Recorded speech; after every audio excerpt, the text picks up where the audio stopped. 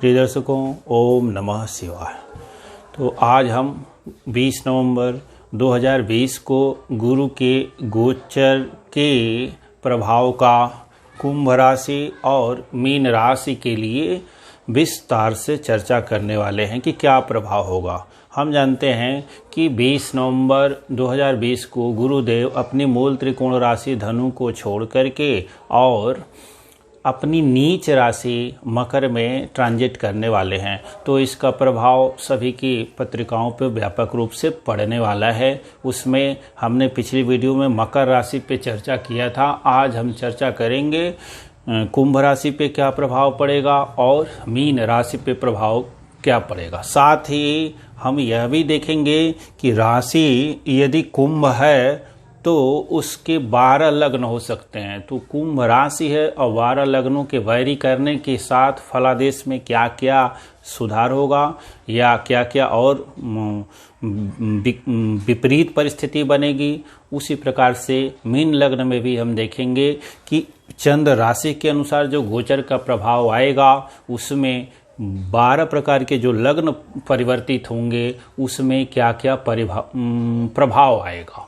तो यदि आप चैनल पर नए हैं तो चैनल को सब्सक्राइब कर लेंगे ताकि मेरी समस्त वीडियो की सूचना आप तक पहुंचती रहेगी और वीडियो में अंत तक बने रहेंगे, क्योंकि अभी कहाँ कब कौन से ज्योतिष के सूत्रों की चर्चा हो जाए ये हम भी नहीं जानते हैं। ये चर्चा करते करते ज्योतिष के बड़े ही महत्वपूर्ण सूत्रों का उल्लेख भी होता रहता है। तो वीडियो में बने रहेंगे। तो गुरुदेव यहाँ पे कुंभ राशि के लिए हम देखेंगे तो सर्वप्रथम हम ये जान लें कि गुरु क्या क्या कारकत्व रखते हैं। तो गुरु कारकत्व रखते हैं कुंडली में सर्वाधिक शुभ राहों के धन देते हैं, विद्या देते हैं, बुद्धि देते हैं, विवेक देते हैं, समस्त अच्छी आदतों के स्वामी हैं, भाग्योदय कराते हैं, धर्म के कारक हैं, अध्यात्म के कारक हैं और लाभ के कारक हैं, पदोन्नति के कारक हैं, ऊंचा सम्मान मिले।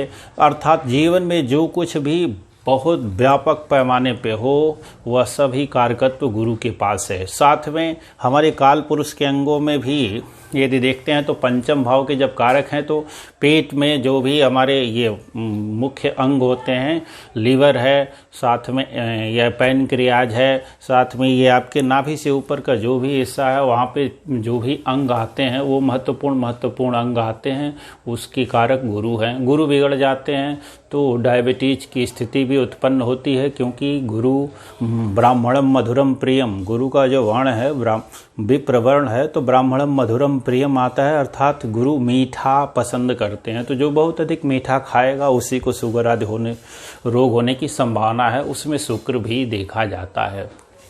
तो इस प्रकार से गुरु अपनी मूल त्रिकोण की राशि को छोड़ के मकर राशि में जाने वाले हैं। तो सर्वप्रथम हम कुंभ राशि के लिए विचार करेंगे कि क्या क्या स्थिति आएगी। तो यदि राशि चंद्र है और चंद्र राशि है तो गुरु यहाँ लाभ भाव में थे और लाभ भाव से जाकर के गुरु अब द्वादश जाएंगे। कुंभ राशि के ऊपर शनि 12वें हैं और कुंभ राशि पे 7.5 का प्रथम चरण लग चुका है। अब ये बहुत कुछ आपको सुनने को मिल रहा होगा कि शनि देव चूंकि अपनी राशि में है इसलिए कुंभ राशि वालों को 7.5 का प्रभाव नहीं होगा। तो मैं आपको सचेत करता हूं कि यह मिथ्या प्रलाप है, क्योंकि यदि राशि कुंभ है तो ये अपने से 12वें हैं और 12वें स्थान में, प्रथम स्थान में और द्वितीय स्थान में शनि देव अच्छे नहीं माने जाते, क्योंकि इन्हें दिग्बल नहीं प्राप्त होता। इन्हें दिग्बल इधर की ओर मिलता है, इधर नहीं प्राप्त होता। काल पुरुष की पत्रिका में प्रथम में नीच भी हो जाते हैं।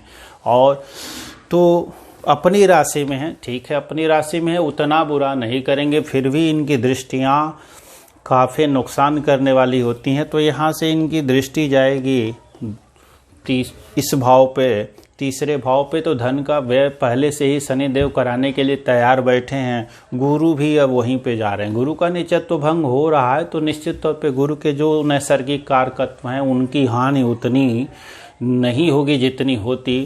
फिर भी अब गुरु की दृष्टि कहाँ कहाँ पड़ेगी। गुरु की दृष्टियों में ही अमृत है और उनकी दृष्टियों से ही हमें संपूर्ण लाभ प्राप्त होता है।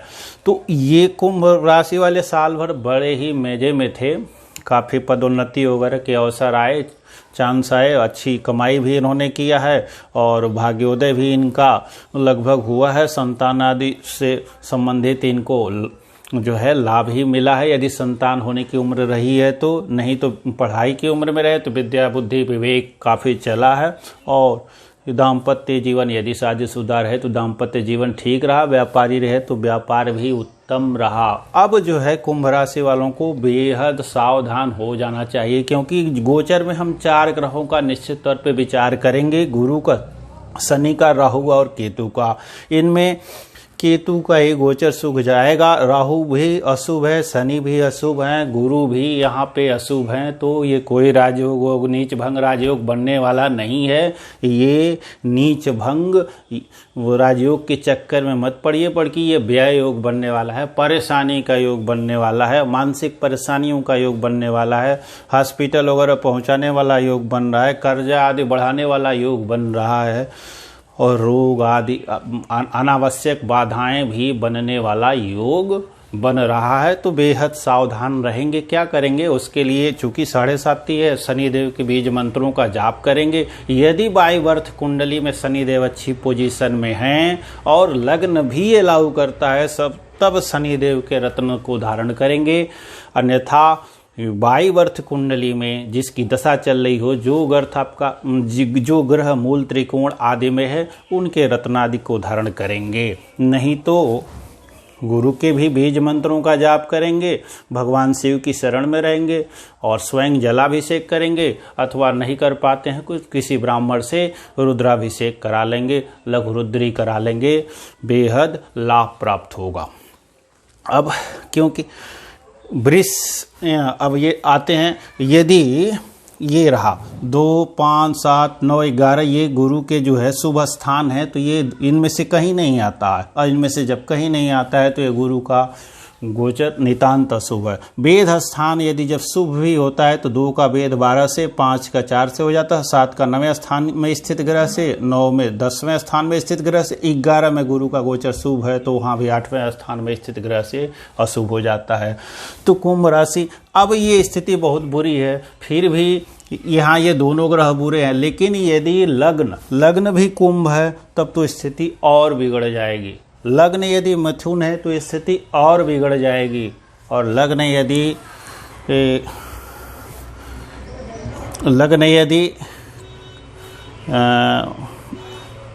कुंभ ही है, बिगड़ गई। लग्न यदि मकर है तो यही स्थिति सुधर जाएगी, क्योंकि लग्न में जब मकर होगा तो ये लग्न में आ जाएंगे और शनि वहाँ पे अपने घर में होंगे, गुरु का वहाँ नीच भंग होगा तो वहाँ पे स्थिति सुधर जाएगी। और उसी प्रकार से तुला लग्न की कुंडली है तो ये 4थे भाव में, तुला जब यहाँ लग्न हो जाएगा तो 4थे भाव में आके बन जाएगा तो स्थिति बहुत अच्छी हो जाएगी। तब वहाँ यहाँ से लग्न में राजयोग होगा और यहाँ से राज भंग मिला जुला देंगे दोनों को। और यदि दशा शनि की चल रही होगी तो ये और उत्तम फल प्रदान करेगी, तो इसका जो दुष्परिणाम होगा वो बहुत कम हो जाएगा। इसी प्रकार से ये 12 लग्न बदलेंगे। लग्न में ये ग्रह कहाँ जा रहे हैं तो हमने देखा, पहले नंबर 1 नंबर यदि लग्न कर दिया तो ये 10वें स्थान में जाएंगे। यहाँ से अच्छा हुआ तो यहाँ से कुछ खराब हुआ तो थोड़ा सा सुधार कर लीजिए। वृष लग्न हो जाए 9वें स्थान में बनेगा, नीच भंग राजयोग बन जाएगा। लग्न से स्थिति अच्छी है, बाई बर्थ भी यदि ग्रह अच्छे हैं तो बहुत कुछ यहाँ से अच्छा हुआ तो यहाँ से खराब हुआ तो थोड़ी सी स्थिति का समन हो गया। 3 नंबर है तो अष्टम में बन जाएगा, बहुत यहाँ अष्टम बना, यहाँ द्वादश बना, विशेष रूप से सावधान हो जाने की जरूरत है। यदि 4 नंबर बनाते हैं 7वें भाव में बनेगा, यहाँ भी राजयोग बना, यहाँ पे दुर्योग बना, दोनों का सामंजस्य करिए। अब उसके बाद से दशाओं को भी देख लीजिए तो भी स्थिति कुछ संभलेगी, कुछ कम होगी यहाँ से। अब इसी प्रकार से 5 नंबर तो छठे में शनि का गोचर शुभ होता है और गुरु भी नीच के होकर के नीच भंग हो रहा है तो यहाँ से कुछ तो सुधार होगा, तो इसमें कुछ परिवर्तन आने की स्थिति बनेगी। 6 नंबर होगा तो 6, 4, 10 ये पंचम में बनेगा, या एक राजयोग बनेगा यहाँ से, तो ये बहुत कुछ इसका दोष कम होगा।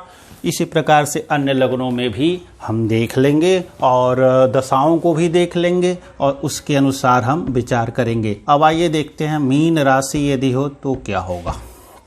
तो ये मीन राशि पे हम विचार करें और इस गोचर को देखें कि मीन राशि में ये गोचर किस प्रकार से बदलेगा। तो मीन राशि यहाँ 12 हो जाएगा और ये जो है यहाँ पे 11 होगा, यहाँ पे 10 नंबर होगा। यहीं पे बन रहा है, ट्रिक हम कर देते हैं, यहीं पे गुरु और यहीं पे शनि।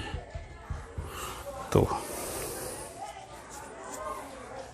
और यहाँ पे लग्न बदलते रहेंगे, जैसी स्थिति होगी उसके अनुसार हम अब समझने की कोशिश करते हैं। 6 नंबर हो जाएगा। 12, 1, 2 राहु को यहाँ कर दीजिए और यहाँ से केतु को कर दीजिए, यहाँ पे 8 कर दीजिए और इसी प्रकार से अन्य 12, 1, 2 और 12, 1, 2 में राहु और यहाँ पे 3, यहाँ पे 4 हो जाएगा, 5 हो जाएगा, 6 और 7 यहाँ पे 9। अब इस प्रकार से देखते हैं यदि मीन राशि अर्थात यहाँ पे आपकी जन्म कुंडली में चंद्रमा है तो मीन राशि हुई, यहाँ पे एकादश गोचर हुआ और ये शुभ स्थिति आ गई।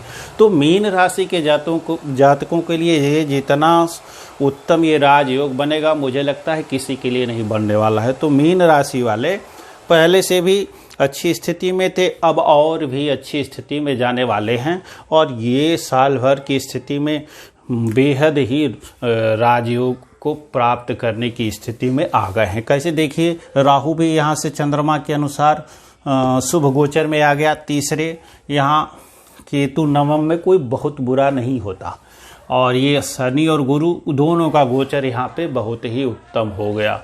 अब वेद कब होगा, तो वेद यहाँ पे जब एकादश है तो अष्टम में जब भी कोई ग्रह आएगा उस समय तो कौन आएगा, सूर्य आ सकता है, तो सूर्य आएगा तो शनि का तो वध करेगा नहीं, गुरु का वध सारे ग्रह कर सकते हैं। तो सूर्य आएगा, बुध आएगा, शुक्र आएगा, मंगल के आने की संभावना इधर है नहीं। तो सूर्य और लगभग निकल चुका है, शुक्र और बुध जब तक यहाँ पे रहेंगे तब तक ये जो शुभत्व की प्राप्ति है वो नहीं होगी। जैसे ही शुक्र और बुध यहाँ से निकल के इधर की ओर आ जाएंगे उस समय ये राजयोग विशेष रूप से घटित होगा और जितने भी बड़े कार्य आप करना चाहते हैं कर सकते हैं। क्या क्या हो सकता है, तो यहाँ से शनि की दृष्टि यहाँ पे पड़ रही है, गुरु का प्रभाव लिए पड़ रही है, तो उत्तम राजयोग वाली स्थिति है। यहाँ से बहुत बड़ा बिजनेस कर सकते हैं, बहुत बड़ा निवेश कर सकते हैं, सब में लाभ होगा। पुत्र उत्पत्ति का समय है, अर्थात युवा अवस्था में हैं, वैवाहित हैं तो पुत्र उत्पन्न हो सकता है। यदि परीक्षा आदि दे रहे हैं तो यहाँ पे बुद्धि आपकी अच्छी प्रकार से कार्य करने वाली है। और यदि विवाह योग्य उम्र में हैं और लड़की है, मतलब क्या बोलते हैं, स्त्री जाति का है, तो विवाह भी गुरु अपनी नवन दृष्टि से करा देंगे, पराक्रम खूब कराएंगे, खूब यहाँ से भाग्योदय की स्थिति होगी। गुरु का नीच भंग राज यहाँ पर पूर्ण रूप से सक्रिय होगा और गुरु के जो भी स्वतंत्र कारकत्व पूर्व में हमने बताए हैं सबका लाभ होगा। शनि के कारकत्वों का लाभ होगा, अर्थात राहु के कारकत्वों का लाभ होगा। केतु भी अच्छी पोजीशन में ही रहेंगे। तो जितने अधिक से अधिक आप राजयोग का यहाँ लाभ उठाना चाहें उठाएं, बड़े बड़े कार्य करें, उत्तम व्यापार कर सकते हैं, बड़ा व्यापार, उसमें हर जगह लाभ मिलने की संभावना है। तो अब स्थिति क्या होगी, ये भी थोड़ा सा देखिए कि दशा किसकी चल रही है। यदि आपकी शनि की, गुरु की, राहु की दशाएं चल रही हैं तो ये तो आपके लिए और भी उत्तम हो गया, पौ 12 वाला समय हो गया। यदि ये आपका लग्न कुंभ हो गया तो थोड़ा सा कम कर लीजिए कि क्योंकि यहाँ से 12 में जा रहे हैं तो वहाँ से स्थिति थोड़ी सी आपके लिए नेगेटिव है, तो इसमें शुभ फलों में थोड़ी सी कमी कर लीजिए। अब यदि यहाँ मिथुन करते हैं तो अष्टम में बन जाएगा, तो स्थिति थोड़ी सी और कम कर लीजिए।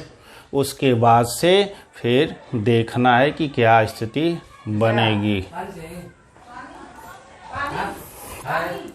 और उसके बाद से आते हैं और फिर चलते हैं कि